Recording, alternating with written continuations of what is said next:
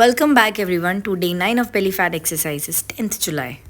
Workout से पहले 56.7, workout के बाद 56.3।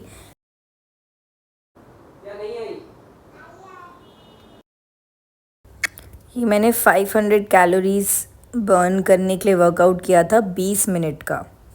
तो ये इंटेंस वर्कआउट था और इसमें आप ब्रेक्स ले सकते हैं, 10-10, 20-20 सेकंड के ब्रेक्स बीच में दूसरी वाली एक्सरसाइज स्टार्ट करने से पहले। ये वर्कआउट तो 500 कैलोरीज़ के लिए किया था मैंने 20 मिनट का, बट जिस तरीके से मैंने किया है ये 500 नहीं, मैंने कैलकुलेट किया, मैंने करीब 2314 कैलोरीज़ लूज़ किए हैं। मतलब मेरा 0.3 kg जो वेट है वो कम हुआ इस वर्कआउट के बाद। इस वर्कआउट से पहले मेरा वेट था 56.7 10th जुलाई की नाइट को, और वर्कआउट के बाद मेरा वेट था 56.4, जो कि थोड़ा वॉशरूम वगैरह जाके जब आप यूरिनेशन करते हो तो और भी ज़्यादा कम हो जाता है वेट। पानी बॉडी मैक्सिमम पानी तो होता ही है, पानी निकल जाता है बॉडी से। तो मेरा फाइनल वेट 56.3 रहा, तो 0.4 kg मेरा कम हुआ है। तो मैंने करीब 0.4 kg मेरा कम हुआ है, मतलब अराउंड 3000 कैलोरीज़ मैंने लूज़ किए इस वर्कआउट के बाद। तो अगर आपको जितना भी आपका वेट है उसमें 0.3 kg अगर कम करना है तो आप ये वर्कआउट कर सकते हैं 20 मिनट के लिए। ये आप इनमें से कोई भी 3 एक्सरसाइजेस पकड़ लीजिए और उन्हें करते रहिए बस 20 मिनट तक, और बिना ब्रेक दिए। जितना कम से कम ब्रेक देके और आप बैक टू बैक करते जाएं 20 मिनट तक, तो आपका करीब 3000 कैलोरीज़ लूज़ होगा अप्रॉक्सीमेटली। मतलब आपका 0.3 kg वेट कम हो जाएगा जो भी आपका पहले है उससे। और इसके साथ साथ जो भी आप खाना खा रहे थे ना, उसका बिल्कुल खाने का आधा कर दीजिएगा। जो भी कैलोरीज़ आप लेते होंगे उसकी आधा कर दीजिएगा calories. It's all about calories, calories, calories. Weight losing is all about calories. अब मेरी लाइफ आजकल तो सिर्फ कैलोरीज़ काउंट पर ही चलती है। मैं सुबह कुछ भी खाती हूँ तो सबसे पहले मैं काउंट कर लेती हूँ उसमें कितने कैलोरीज़ खा रही हूँ, क्योंकि आप वर्कआउट एक लिमिट तक कर सकते हैं ना, बॉडी एक्सर्ट एक लिमिट तक कर सकते हैं, राइट। तो आप खाने पे कंट्रोल करना उतना ही इम्पोर्टेंट है, क्योंकि आप बॉडी को एक्सर्ट करके और एक्सरसाइज करके कुछ लिमिटेड ही वेट कम कर सकते हैं, है ना, जो कि ना के बराबर होगा अगर आप खाना खाते जाएं, साथ में खाते जाएं, कैलोरीज़ लेते जाएं। तो to make that workout effective, ताकि वो रिज़ल्ट ओरिएंटेड हो आपका वर्कआउट, आपको उससे बेनिफिट भी हो, तो उसके लिए आपको कैलोरीज़ तो बहुत चुन चुन के खाने पड़ेंगे। हर जगह आप कैलोरीज़ ही देखते रहोगे, हर जगह इतना पीस लोगे, पनीर का 1 पीस ले लेती हूँ, हाफ़ ले लेती हूँ, यही सब चलता रहेगा पूरे दिन, कैलोरीज़, कैलोरीज़, कैलोरीज़। और जब मैं इस प्रोसेस से सेकेंड बार गुज़र रही हूँ after having my baby of weight losing, तो रियलाइज़ यही होता है कि मतलब खाना हम ज़्यादा ही खाते हैं अब। पहले हम शायद खाना ज़्यादा नहीं खाते, मुझे लगता है हम फिज़िकल कम करते हैं। द राइट थिंग टू से वुड बी कि हम फिज़िकल एक्सरसाइजेस कम करते हैं, क्योंकि पहले ना फ़िज़िकल वर्क्स होते थे। अगर कोई काम कर रहा है, एम्प्लॉयड है, तो फ़िज़िकल लेबर होती थी। अभी तो हम मेंटल लेबर करते हैं। तो लेकिन अब जो लाइफ़स्टाइल है ना वो चेंज हो जाना चाहिए। मोर और लेस जो इंडियन सिस्टम है ना खाने का वो अच्छा है, बट उसमें क्या है कि पेट ना फुल फील नहीं करता, मतलब उतना खा के। तो आपको हाफ़ करना ही पड़ेगा खाना, जितना भी आप खा रहे हैं उसका हाफ़ ही खाना होगा, क्योंकि आप तो फिज़िकल उतना बॉडी कर ही नहीं रही ना आजकल, और करेगी नहीं, कोई स्कोप ही नहीं है। आपको एक्सरसाइज पार्ट ऑफ लाइफ बनाना ही पड़ेगा अगर आपको खाना उतना खाने की आदत है, या फिर आपको आप बाहर जाते हैं, ट्रैवल करते हैं, then also you will end up eating, है ना। आप ट्रैवल करते हैं वहाँ भी कुछ कुछ खाएंगे। तो आजकल आई थिंक एक्सरसाइज तो सभी को अपने एक रूटीन में डालनी ही पड़ेगी। ये भी एक इम्पॉर्टेंट नीड की तरह हो गई है एक्सरसाइज करना, और साथ में अपनी कैलोरीज़ को रेगुलेट करना। आई थिंक ये सिर्फ उनका काम नहीं है जो वेट लूज़ कर रहे हैं। आई थिंक नॉर्मली हम सबको डेली लाइफ में अपनी कैलोरीज़ काउंट करते ही रहना चाहिए, क्योंकि सिंपल है, the lifestyle has changed now. अभी सब तो मेंटल वर्क ही करते हैं, फिज़िकल तो है ही नहीं ना उतना। खाना जो बॉडी को हम खाते आ रहे हैं वही खाते जाएंगे आगे, तो ओबेसिटी और ये और जो रेलिवेंट प्रॉब्लम्स होती हैं वो होंगी। जॉइंट पेन भी होता है ओल्ड एज में, वो one of the reason is कि आप कम चलते हैं, कम आप अपने नीज़ को, घुटनों को वो करते हैं, मतलब यूज़ करते हैं, तो इसलिए वो वैसी चीज़ें होने लगती हैं। तो जितना चलें उतना अच्छा है, मतलब उतना ही बेनिफिट होता है। जितना ज़्यादा चलें उतना ही सही रहती हैं चीज़ें। और साथ में खाना, quality of food matters. Nutrition value आपकी कितनी है खाने में, वो भी बहुत मायने रखता है। दोनों ही चीज़ें इम्पॉर्टेंट हैं। तो अगर आप अफोर्ड कर सकते हैं न्यूट्रिशन वैल्यू को, देन वेल एंड गुड, फिर तो आपको ज़रूर ध्यान देना चाहिए, है ना। इधर राइट मूवमेंट से मैटर नहीं है, इधर मूवमेंट से मैटर है। तो right movement, good movement can make you look good, but क्या कहते हैं कि movement can make you lose weight. तो आप लॉजिक पे अड़े रहें and keep doing the hard work. ये जो मेरे टी शर्ट्स हैं, ये मुझे तब फिट आते थे जब मेरा वेट 55 होता था, कुछ 6-7 साल पहले। और अब ये फिर से मुझे आने लग गया क्योंकि मेरा वेट फिर से 55.6 और 55 की रेंज में पहुंच गया है। तो it is giving me confidence that I am going good. आगे भी लेट्स सी मेरा वेट कितना कम होता है एंड लुक्स कितने डिफरेंट होते हैं। मेरे लिए सबसे ज़्यादा चैलेंजिंग ना खाने पे कंट्रोल करना है, पता नहीं, क्योंकि एक्सरसाइज तो मेरे लिए actually it's not that tough, but खाना इज़ लाइक माय वीकनेस। कुछ भी खिला दो मुझे, मेरा पेट ना एकदम कूड़ा घर है, मैं कुछ भी खा सकती हूँ, कितना भी खा सकती हूँ। तो मेरे लिए खाना बहुत टफ़ होता है कि मैं ना खाऊं, but somehow I'm able to control and I can feel the changes and I'm feeling happy कि whatever I'm doing, having a control on my eating, so it's good for me.